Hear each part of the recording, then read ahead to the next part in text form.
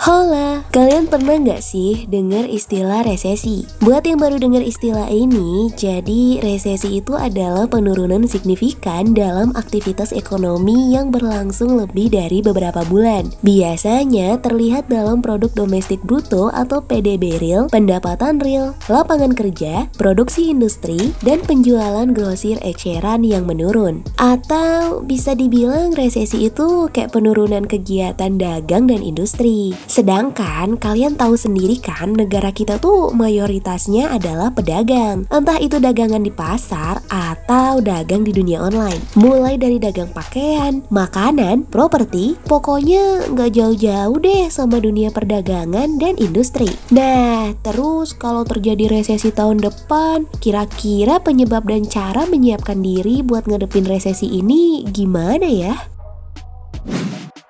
Jadi, ada penyebab nih yang emang bisa jadi pemicu untuk suatu negara tuh mengalami resesi. Dan gak memungkiri, Indonesia juga bisa aja kena resesi ya guys. Resesi ini bisa aja terjadi karena lonjakan inflasi sebagai dampak dari konflik Rusia-Ukraina. Kalian pasti tahu ya, konflik Rusia dan Ukraina yang sempat menggemparkan dunia, sampai-sampai presiden kita sendiri juga turut andil nih buat mendamaikan dua negara tersebut. Nah, ternyata konflik ini punya dampak ke negara-negara lain juga. Salah satunya ya inflasi ini guys.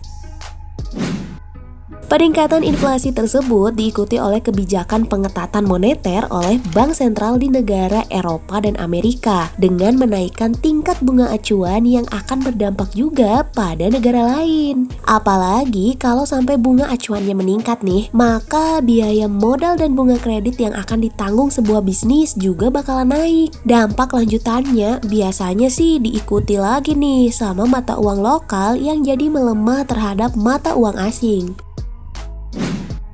Ditambah lagi nih guys, kalau misalkan suatu negara punya banyak pinjaman dalam bentuk mata uang asing, baik dilakukan oleh organisasi pemerintah maupun organisasi swasta, tetap aja ya guys, jumlah mata uang lokal yang bakal dikeluarin buat bayar pinjaman tersebut juga bakal meningkat. Kebayang nggak kalau resesi terjadi di Indonesia? Sementara kita tahu sendiri, Indonesia kan punya banyak utang sama negara lain, yang berarti pembayaran mata uang lokal ke mata uang asingnya jadi lebih tinggi lagi deh kalau ada inflasi, iya nggak?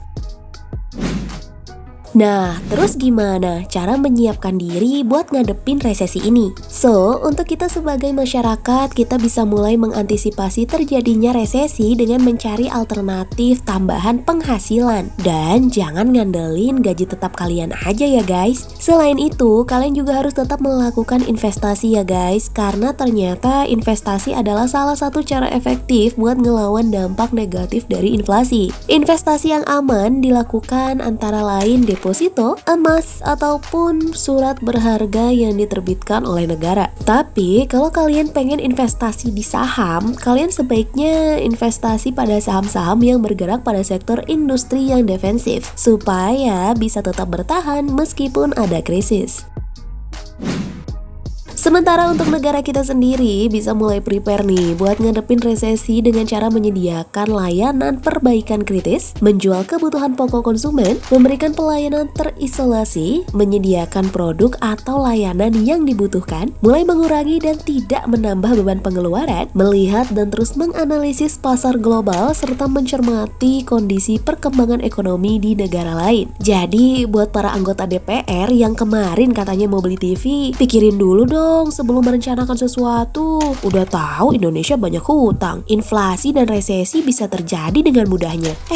Malah nambah beban pengeluaran negara dengan hal-hal yang gak penting.